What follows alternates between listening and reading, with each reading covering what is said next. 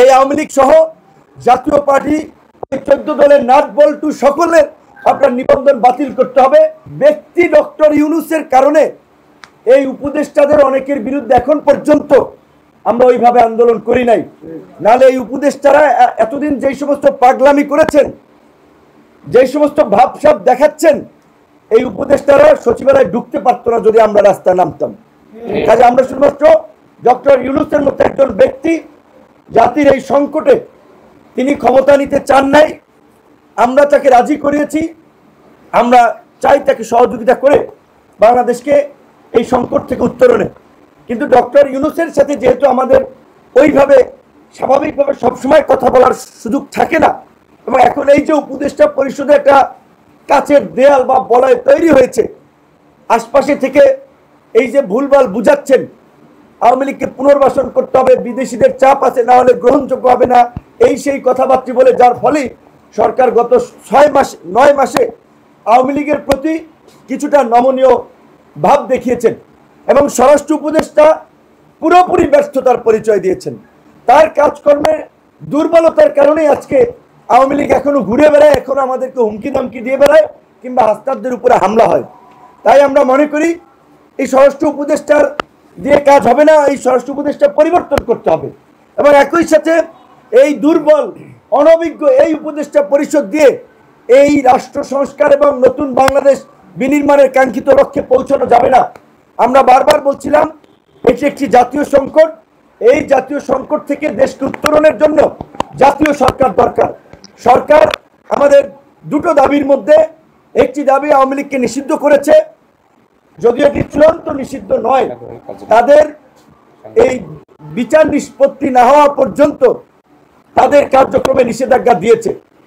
আমরা নির্বাহী আদেশে একেবারে চূড়ান্ত নিষ্পত্তি চাই না, আমরা বিচারিক প্রক্রিয়ায় তাদের একটা নিষ্পত্তি চাই। কারণ তারা গত 16 বছরে যেই গুম খুন মানবতা বিরোধী অপরাধ এবং গণতন্ত্রকে ধ্বংস করে একদলীয় শাসন ব্যবস্থা কায়েম করেছিল, তাতে বিচারিক প্রক্রিয়ায় আওয়ামী লীগ নিষিদ্ধ হয়। কিন্তু সেই বিচারিক প্রক্রিয়াকে এগিয়ে নেওয়ার জন্য এই একটা ট্রাইব্যুনাল দিয়ে এটা সম্ভব নয়। সেই কারণে আমরা মনে করি একাধিক ট্রাইব্যুনাল গঠন করা দরকার। একই সাথে এই গণহত্যার সাথে জড়িত ফাঁসিবাদ এবং তার দোসর এই যে আওয়ামী লীগের যে নাটবল্টু লেসপেন্সার ছিল, যে 14 দল এই ইনু মেননরা, এদেরকেও বিচারের মুখোমুখি করতে হবে। আওয়ামী লীগ নিষিদ্ধের পাশাপাশি এই যে জাতীয় পার্টি আজকে জিএম কাদের সাহেব আস্ফলন করছেন, দেখি বিভিন্ন ধরনের মিটিং টিটিংয়ে সগর্বে ঘুরে বেড়াচ্ছেন। এই জিএম কাদের এবং এই জাতীয় পার্টি এরশাদ আওয়ামী লীগকে গত 16 বছর হৃষ্টপুষ্ট করেছেন। এই জাতীয় পার্টি কোনোভাবেই এর দায় এড়াতে পারেন না। জাতীয় পার্টির জিএম কাদের সহ শীর্ষ নেতাদেরকে অনতিবিলম্বে গ্রেপ্তার করতে হবে, আমরা এখান থেকে দাবি জানাই। এই আওয়ামী লীগ সহ জাতীয় পার্টি 14 দলের নাট বল্টু সকলের আপনার নিবন্ধন বাতিল করতে হবে। নির্বাচন কমিশনের কাছে আমরা আগামীকালই এই বিষয়ে আমরা তাদের সাথে আলাপ করব এবং লিখিত অভিযোগ দেব। এখন যেহেতু সরকার জনগণের আপনার দাবির প্রেক্ষাপটে আওয়ামী লীগকে নিষিদ্ধ করেছে, আমরা সরকারকে সাধুবাদ জানাই এবং সরকারকে জনগণের প্রতি দায়বদ্ধ থেকে রাষ্ট্র সংস্কার এবং নতুন বাংলাদেশ বিনির্মাণে ক্ষমতা উপভোগ করা নয়, উপদেষ্টাদের হিরোগিরি নয়, উপদেষ্টাদের ক্ষমতার অপপ্রয়োগ নয়, এই বাংলাদেশকে পুনর্গঠনের জন্য, এই জুলাই গণ অভ্যুত্থানের আকাঙ্ক্ষার বাস্তবায়নের জন্য অনতিবিলম্বে আমরা এই অন্তর্বর্তীকালীন সরকারকে শক্তিশালী করার জন্য আমরা অন্তর্বর্তীকালীন সরকারকে জাতীয় সরকারের রূপ দেওয়ার আহ্বান জানাচ্ছি।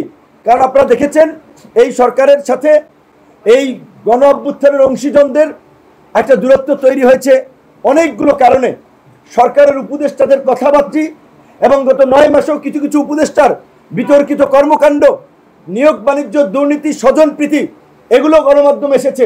এই বিষয়গুলো ডক্টর ইউনূসকে সমাধান করতে হবে এবং সেজন্যই আমরা মনে করি যে সমস্ত উপদেষ্টাদের বিরুদ্ধে অভিযোগ এসেছে, যারা বিতর্কিত কাজ করেছেন, অনতিবিলম্বে তাদেরকে সরিয়ে দিয়ে এই মেজর পলিটিক্যাল স্টেক হোল্ডারদের সাথে আলাপ আলোচনা করে এই অন্তর্বর্তীকালীন সরকারকে জাতীয় সরকারের রূপ দিয়ে সরকারের ভিত্তিকে শক্তিশালী করতে হবে। এই গণহত্যার বিচার, রাষ্ট্র সংস্কার এবং নতুন বাংলাদেশ বিনির্মাণে সকলকে নিয়ে কাজ করতে হবে।